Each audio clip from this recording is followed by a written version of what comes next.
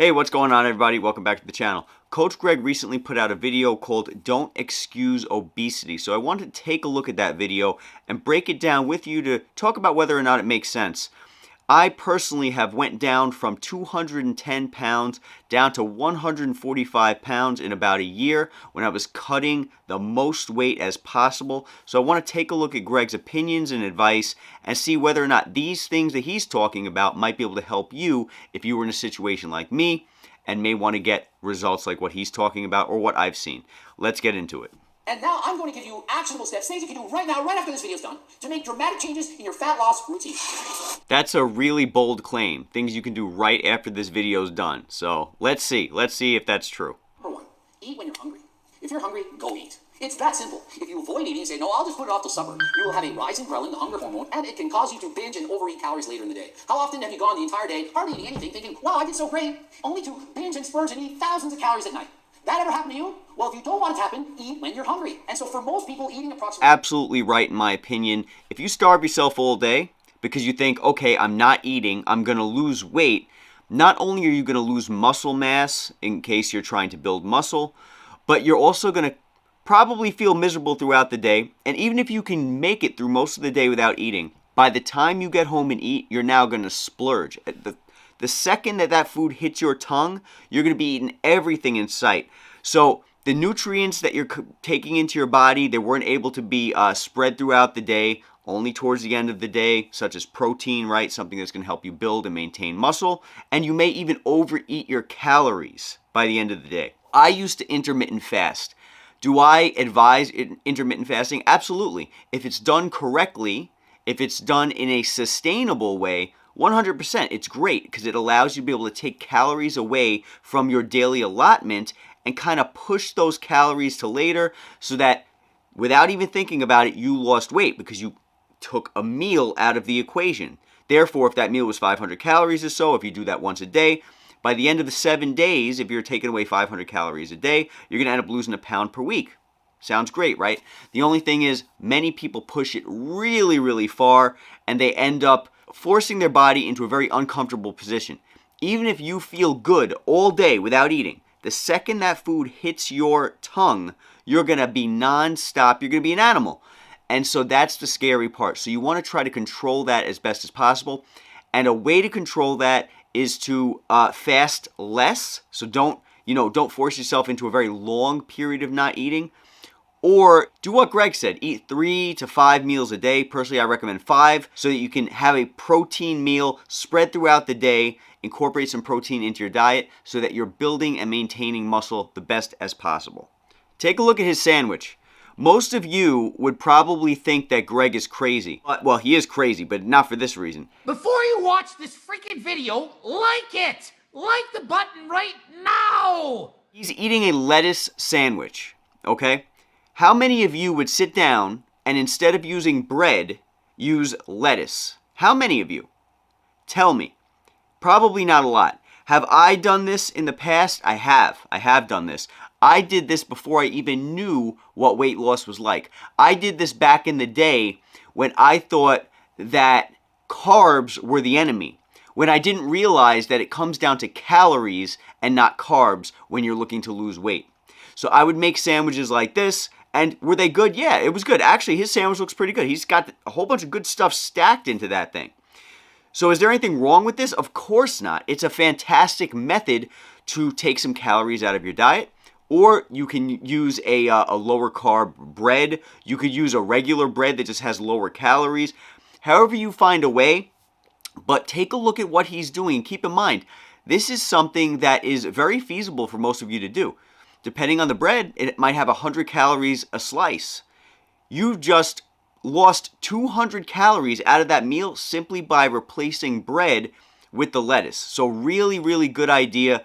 And while you guys might look at that and think, oh, this is nuts, trust me, if you try it, it's not going to be like bread, but you certainly won't be missing that much, especially when you see the weight on that scale go down and your confidence go up.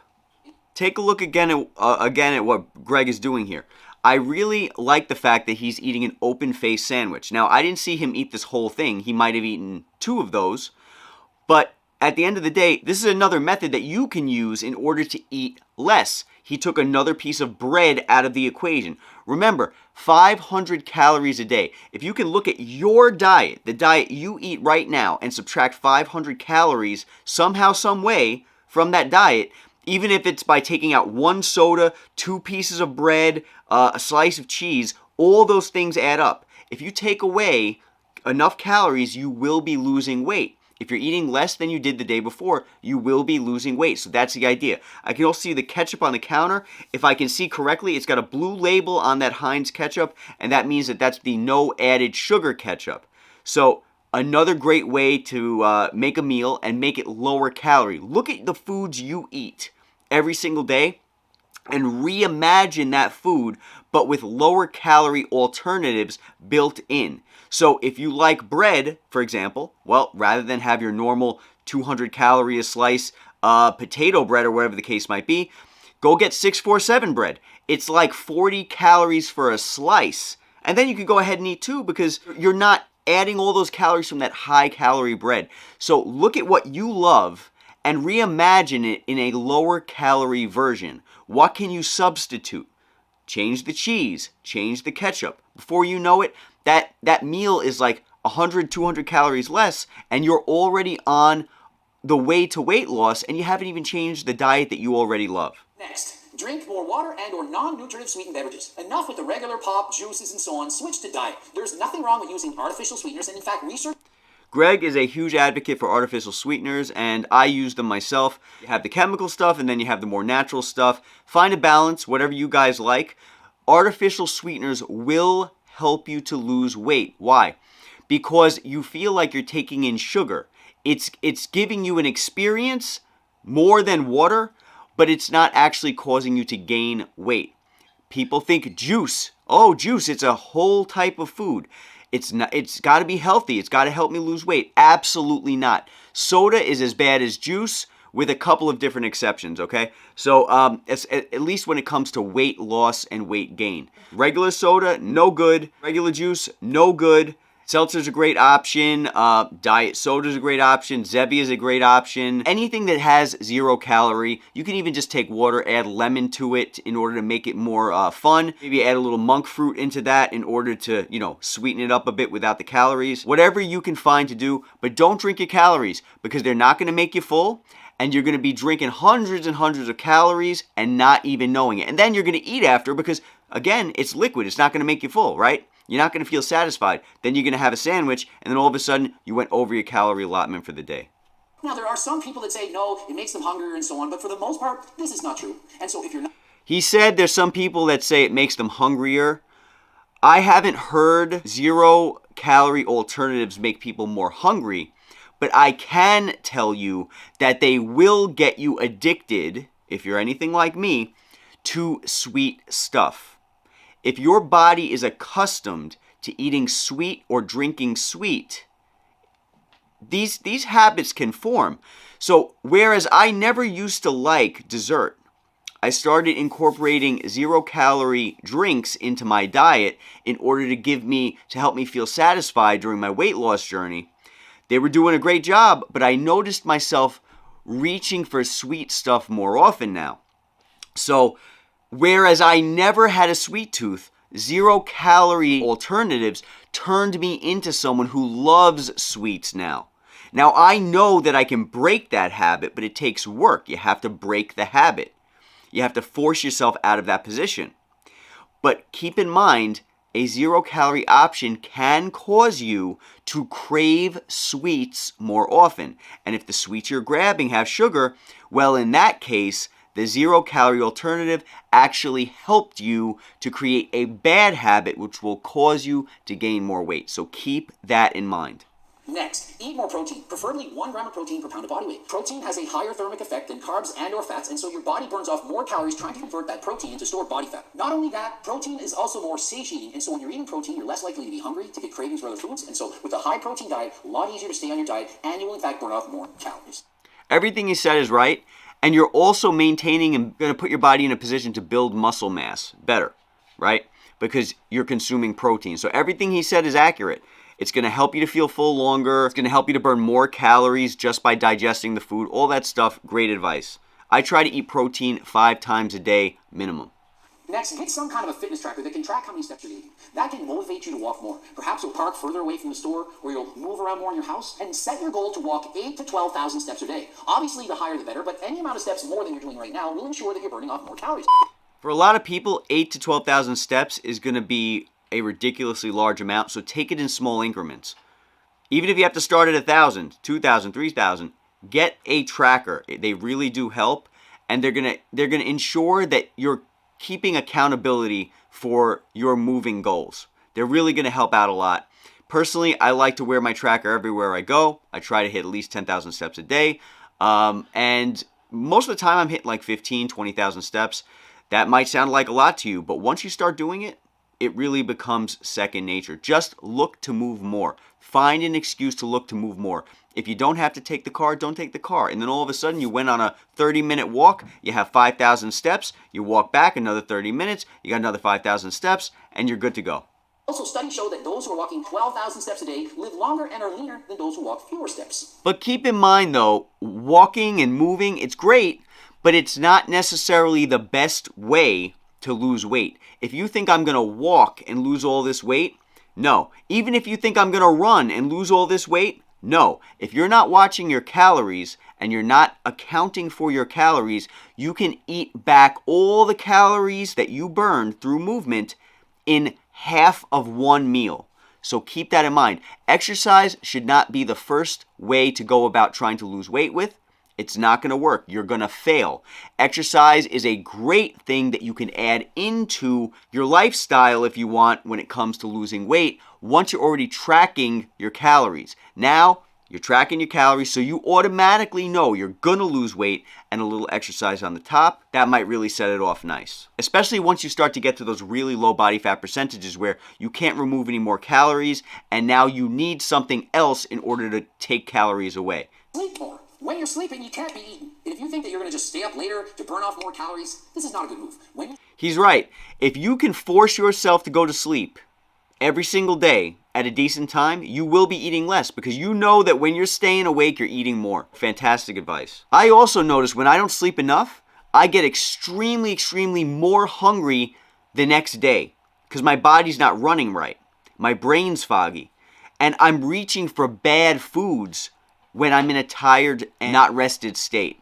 So that might also happen with you. Really, try to get your sleep. Fantastic advice. Next up, you can drink coffee. Just be careful with the cream and sugar because that will add additional calories. And so why coffee? Well, 2 reasons. The first is when you're drinking coffee, the fluid is stretching out your stomach, sending signals to the brain saying, hey, you're pretty full. You have that stretch action in the stomach, and that causes you to feel full, less likely to eat. Second reason is caffeine is a stimulant, and stimulants that cause you to have more... Absolutely. Coffee is a great way to stave off cravings, right? Coffee actually causes you to not be hungry. It's a stimulant. It's going to suppress your appetite. And it's also going to, like he said, fill your stomach out, but very, very little. Watch the cream and the sugar for sure. You add that stuff, you might add 200 calories of sugar and milk into your coffee, and now all of a sudden you had a very, unsatisfying meal, technically, right? But it's going to help you to have energy, so you're going to move more.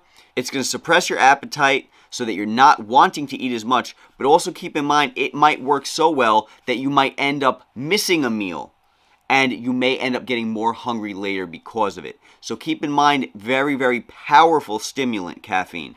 And so you want to know how it works with your body, and you don't want to allow it to run your life in terms of missing meals, missing sleep, and all that stuff. Alcohol is definitely a big deal to a lot of different people. You're drinking your calories at the end of the day, and what happens when you drink? Typically, you're drinking a lot, so you're getting a lot of calories, and then you get hungry right after. So now you're eating a ton of food.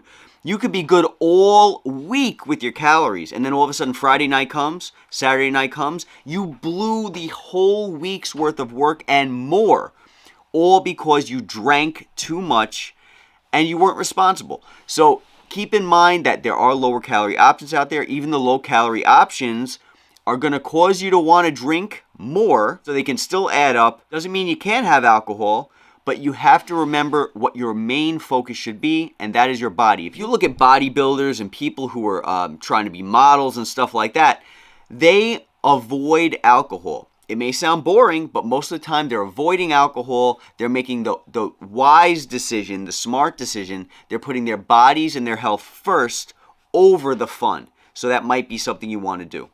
Every time you see food that you like, your body is having a signal to go and eat it. If you have food in the house that you know tastes good, and you have no self-control like me, if I have ice cream in the house, there's no way that I'm only going to eat a small amount of ice cream, small amount of cookies, small amount of this, small amount of that. The best thing I can tell you is make it hard for you to actually get that food. So personally, I don't buy it. I do not buy it. And if it comes down to me wanting to get it that bad, I will force myself to walk to the store in order to go get it.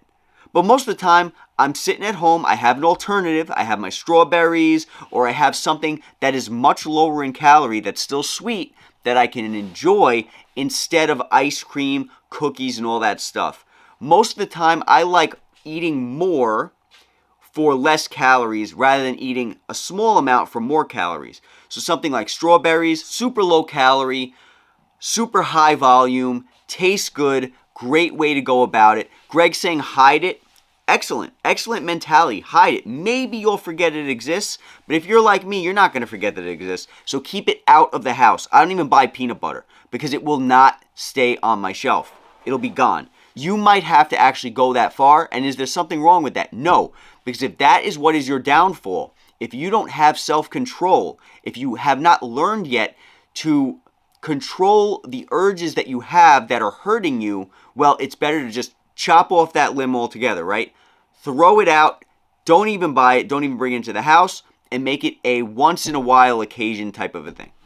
Next, this is so easy. Just start eating more fruits and vegetables. I don't care what kind. Just do it. Just start eating more of them. How many people that weigh over 400 pounds do you think got there from eating too many apples? He's so right. Fruit and vegetables are incredible. At my heaviest, I was 300 or so pounds. I dropped down to 200 and probably about 230 pounds because I started eating more fruit and more vegetables. Fruit and vegetables are very high volume for very little calories. So they're going to make you full.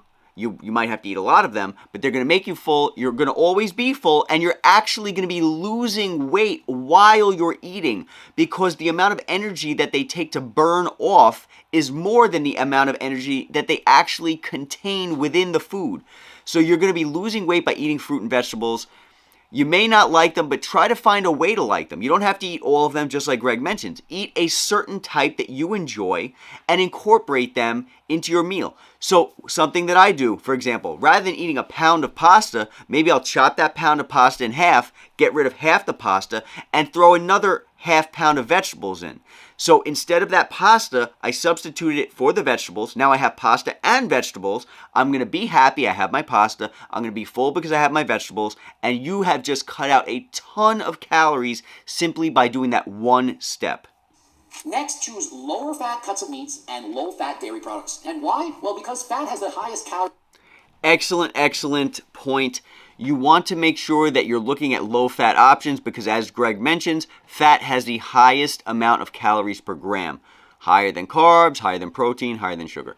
So if you can get rid of all that stuff and focus on a low-fat option, you're going to be taking tons of calories out of the equation. You're going to be able to eat more, be happy, and be gaining less weight at the end of every day. Next up, it's not just about eating fewer calories, it's about burning more of them off. And so if you join an activity that you enjoy and you do so with friends that you want to participate. So Greg mentions joining a sport. Yeah, absolutely. I recommend making every single day more of an activity. Look for reasons, like I mentioned before, throughout the day to move. If you used to take the elevator, take the steps. If you used to drive to work, try to walk.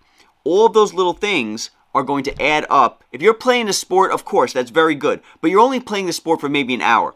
So let's say, for example, you join a hockey team, you join a soccer team, you're running around on the field for an hour or two, you're getting tons of steps in, but then you go home, you sit on the couch, and now all of a sudden you're stuffing your face with cheesecake. Well, you might as well have not done anything in regards to that sport as far as weight loss. It might be fun to do, but you're doing this for weight loss, right? So I recommend making every single day full of activity. Be as active as possible. We're not supposed to be sitting here on computers like this. This is not normal. We have legs for a reason. Look to move at all times Become an active person in general. Learn to love it. And before you know it, you're not going to want to stop moving. I went from being a couch potato to somebody who does not want to stop moving. So you can do it too. Train yourself. You're able to retrain your mind and your body. Try to do that. If you do it alone, chances are you might sleep in or not want to go, but if you have friends that you can share the joy of this activity with, you're a lot more likely to show up. And so find an activity that you find fun. Personally, Greg is mentioning that it's easier to do activities with people, that they're going to keep you on track. I like to do activities alone. Why? Because most of the time, people are slowing me down. Now, that's not to say that that's going to happen with you. If you want to do an activity with somebody, that's great. But let me tell you something. Once that person is gone, and you're not doing what you need to do, that is a problem. So I recommend learning to love whatever you're doing on your own first before you bring people into it. So you know what it's like to do it on your own. Because there's so many people, as soon as their gym buddy stops going, they stop going too. That is not good. You need to be doing this for yourself. So learn to love whatever you're doing. Be as active as possible all the time by yourself. And then incorporate other people into it if it's more fun. So at least at the end of the day, if they go away, you know you're going to keep doing what you need to do in order to make your life a healthy and sustainable one. Get my freaking cookbook, the hard copy, it's available. As far as Coach Greg's cookbook, I actually have some experience with that. I'm not going to tell you not to buy it. I actually bought it because I wanted to support Greg, and I saw what he was doing on his channel. I thought it was great. I thought it was a really, really amazing thing how he's helping to change people's lives. And the fact that he put so much effort into his book, I thought, you know what? I want to support him. My wife wanted the book. I didn't want it. My wife wanted it. I said, you know what? Go ahead. Purchase it. It's a few $100s, so it's a very expensive book. But, you know, we're supporting somebody who is supporting us with great content, right? As far as our experience with Greg's cookbook goes, we don't use it. My wife probably opened it up twice, and she didn't necessarily find things she liked. She thought it was confusing, the way it was structured. At the end of the day, would I recommend you buying his cookbook? If you want to support him, do it, because there's nothing wrong with that. And if you want great ideas, he's got some great ideas in there. He teaches you how to do it and all that. Excellent stuff. But keep in mind, you're probably an adult, right? It's very likely that you are set in your ways as to what you like to eat. I saw this with my wife too. The stuff in the book was not stuff that she liked to eat on a daily basis. She had to learn how to cook it. She had to keep looking at the book. It was annoying her. Am I saying that you're going to be like that? No. Will his book work? Yes, his book will work. His book will work. There's no doubt. But if you're an adult like me, you're going to want to keep eating the stuff that you like to eat. Look at your food and learn how to make it less calorie. If it has cheese on it, buy a lower fat cheese. Stop eating out. That's half the battle for you guys. You guys eat out too much. Stop eating out, make the food you love at home, and learn how to make it in a lower calorie version of itself. If you want to buy his book and support him and learn from the amazing stuff that he has in it, that's great. But I'll tell you what, my wife did not use that book at all. It wasn't a waste of a few $100s because we're supporting Greg, but at the end of the day, if I wasn't looking to support Greg and my wife just wanted that book was useless to her because of who she is. It wasn't the book's fault, it was because of who she is. So keep that in mind. You might be like that too. If you don't want to part with your hard-earned money, that might be something that you end up buying and then regretting it because you're not going to use it. So if you know you're going to use it, and you know you're good at following instruction, you're good at following recipes, buy it. But if not, don't do it. Anyway, always a great video from Greg. He does a great job at helping people like you and me lose weight and keep it off and create a sustainable lifestyle. Looking forward to seeing you guys in another video soon. Let me know what you guys thought of Greg's fantastic video in the comments. Make sure to check it out, and I'll talk to you all soon. Be safe. Catch you all in the next video.